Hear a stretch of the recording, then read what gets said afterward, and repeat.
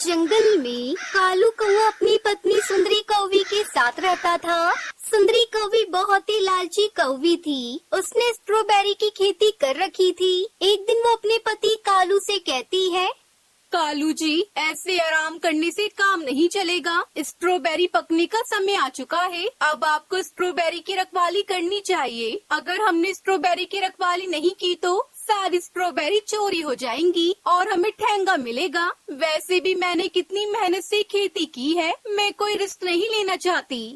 ये सुनकर फिर सुंदरी और कालू अपने स्ट्रॉबेरी के खेत में पहुँचते हैं। वहाँ जाकर सुंदरी कौवी बहुत खुश होती है।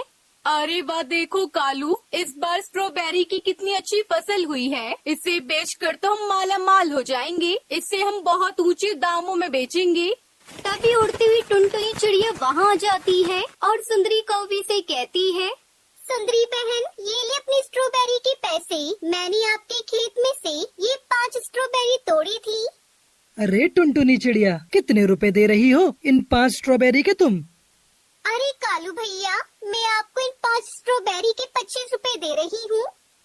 25 रुपए? ये तो बहुत कम है टुनटुनी चिड़िया। मुझे पूरे 50 रुपए चाहिए इन स्ट्रॉबेरी के। ये सुनकर तो टुनटुनी चिड़िया हैरान हो जाती है।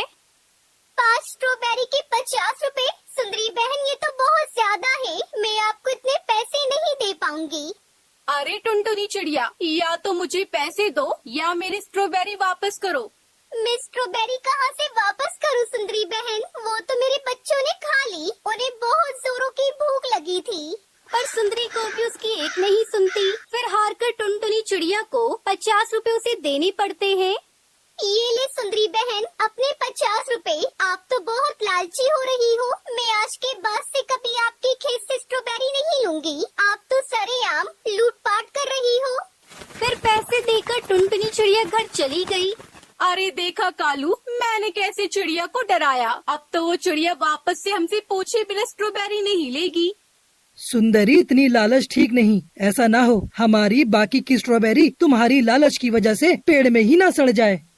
कालू, तुम चुप करके बैठ जाओ। मैं जैसा कर रही हूँ मुझे वैसा करने दो। वो देखो कालू, आ गया बंटी कबूतर। देखो मैं उसे कैसे उल्लू बनाकर पैसे छीनती हूँ।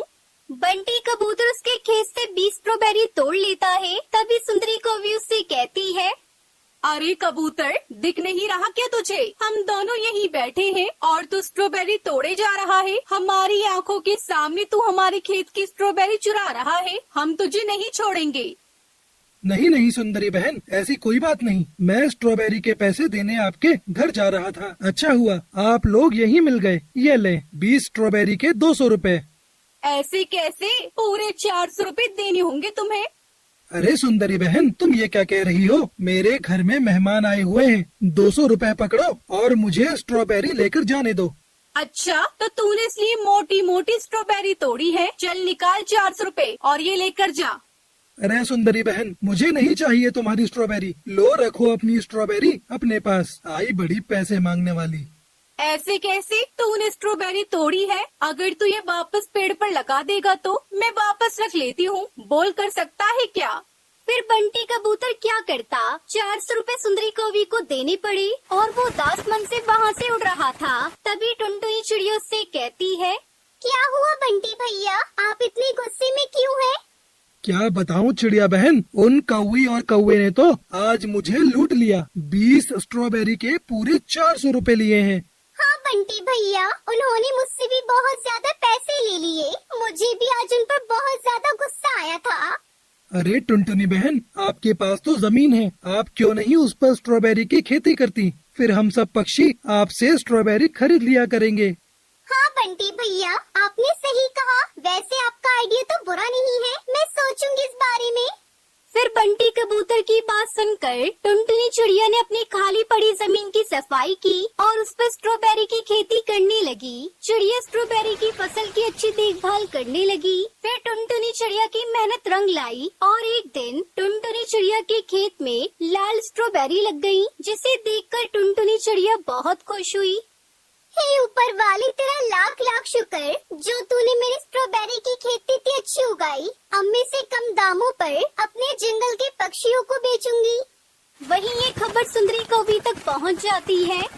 सुंदरी, तुमने कुछ सुना? उस नन्ही चिड़िया ने भी स्ट्रॉबेरी की खेती कर ली। उसकी सस्ती स्ट्रॉबेरी सभी पक्षी खरीद कर खाएंगे। ऐसे कैसे कालू जी? मैं भी देखती हूँ वो चिड़िया कैसे सस्ती स्ट्रॉबेरी बेचती है। उधर टुनटुनी चिड़िया ने अपने खेत की रखवाली के लिए एक बाज को रख लिया था। सुंदरी कौवी को इसका बिल्कुल अंदाजा नहीं था।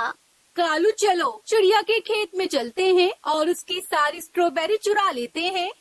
सुंदरी, इतना भी लालच ठीक नहीं। मेरी बात मानो, चुपचाप सो जाओ। अगर तुम्हें नहीं जाना तो मत जाओ, मुझे भाषण मत दो। फिर सुंदरी अकेली ही टुनटुनी चिड़िया के खेत में स्ट्रॉबेरी चुराने पहुंच जाती है। वहीं एक पेड़ पर बैठा हुआ बाज सुंदरी कौवी को चोरी करते हुए देख लेता है और वो सुंदरी की खूब धुलाई करता है। अरे बचाओ मुझे कोई इस बात से, कोई मुझे बचाओ। बोल, फिर से चुराएगी स्ट्रॉबेरी? तेरी शिकायत मैंने बहुत सुन रखी है। आज तो मेरी पकड़ में आ ही गई। बचाओ कालू, मुझे बचाओ, ये बाज मुझे मार डालेगा। सुंदरी की करहाने की आवाज सुनकर कालू कौवा वहाँ आता है और सुंदरी को बचा लेता है। सुन रे कालू, अपनी पत्नी को उठा और यहाँ से चला जा कहीं दूर, वरना इसके साथ साथ तुझे भी मार।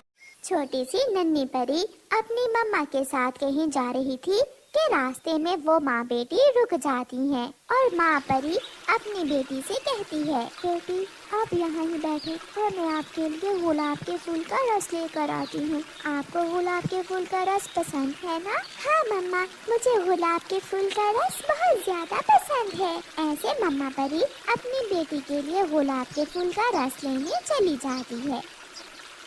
छोटी परी को नींद आ जाती है और वो थोड़ी दूर एक नारियल के पेड़ पर जाकर एक बड़े से नारियल में छुपकर सो जाती है। छोटी परी ये नहीं जानती थी कि जब तक कोई उसे जगाएगा नहीं वो सोई ही रहेगी, क्योंकि परियों की नींद तो ऐसी ही होती है। मम्मा परी जब गुलाब के फूल का रस लेकर आती है तो वहाँ उसकी बेटी परी ना थी, क्योंकि उसकी बेटी तो नारियल के अंदर सो रही थी। परी मम्मा अपनी बेटी को इधर उधर देखती है और थक हार कर शाम को रोती हुई परेशान वापस चली जाती है। नन्ही परी तो ऐसे सोई हुई थी जैसे वो उसी नारियल में हमेशा सोई ही रहेगी। उसी जंगल में एक कबूतर रहता था जो जंगल में पक्षियों को नारियल पानी बेचा करता था।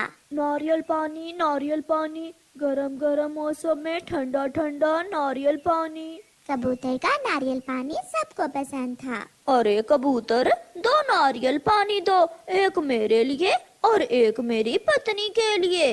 पैसे कौन देगा? तू तो कल भी मुझसे उधार कर गया था। आज मैं तुझे मुफ्त में नारियल पानी नहीं दूंगा। ये सुनकर कौवे की पत्नी को गुस्सा आ जाता है। कालू जी, उठाओ इस कबूतर का ठेला और फेंक दो नदी में। बड़ी बातें कर रहा है ये कबूतर का बच्चा, गंदी आंखों वाला। फिर कालू कौवा कबूतर का नारियल पानी का ठेला नदी की तरफ ले जाता है। रोको, कोई इस जालिम कौवे को रोको। मगर कालू कौवा कबूतर का नारियल पानी का ठेला नदी में गिरा देता है। रोता हुआ कबूतर घर चला जाता है। अपने पति को रोता हुआ देखकर कबूतर की पत्नी उससे पूछती है, पति जी क्या बात है, आप रो क्यों रहे हो? वो गंदे कौवे बहुत बुरे हैं, उन्होंने मेरे नारियल पानी का ठेला नदी में फेंक दिया है। उसकी पत्नी उसे हौसला देती है, पति जी आप परेशान न हो, जंगल में नारियल के पेड़ तो हैं, आप कल से नारियल पानी अपने घर के बाहर ही बेचना शुरू कर देना। फिर कबूतर ऐसा ही करता है।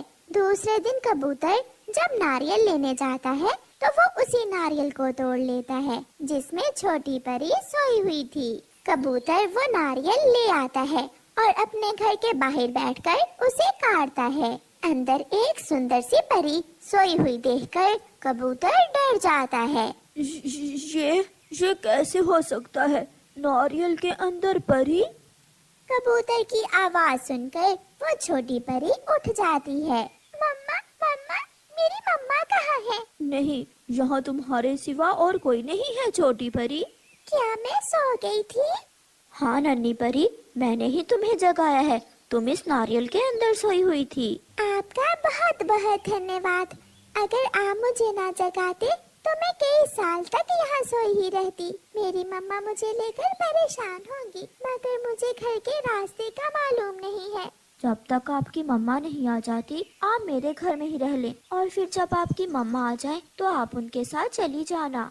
छोटी परी मान जाती है और कबूतर के घर में ही रहने लगती है। एक दिन वो दुष्ट कौवे फिर से आते हैं। अरे कबूतर के बच्चे, लगा एक नारियल पानी, वरना मार खाने के लिए तैयार हो जा। घर में बैठी लूसी कबूतरी कौवे की आवाज सुनकर बाहर जाती है। हम गरीबों पर रहम करें, हमने आपका क्या बिगाड़ा है? आप क्यों हमें काम नहीं करने देते? अगर ऐसे ही हम मुफ्त में नारियल पानी पिलाते रहे तो हम क्या कमाएंगे? हम ताकतवर हैं और एक ताकतवर पक्षी को कमजोर पर जुल्म करके बहुत मजा आता है। अंदर बैठी छोटी परी ये सब सुन रही थी। वो जल्दी से बाहर आती है और अपने जादू से नारियल के छिलके को जूते में बदल देती है। जूते जूते काम दिखा, जालिम कौवे को मार मार कर यहाँ से भगा। वो जूता दोनों कौवे और कौवी के पीछे लग जाता है और उन्हें मारने लगता है। जूता पीछे पीछे और कौवे आगे आगे। बड़ी मार पड़ती है कौवों को और कौवे भागते हुए वो जंगल ही छोड़ जाते हैं। धन्यवाद नन्ही परी, आपने तो इन कौवों को भगा ही दिया। ऐसे बुरे पक्षी मार ही खाते हैं हमेशा।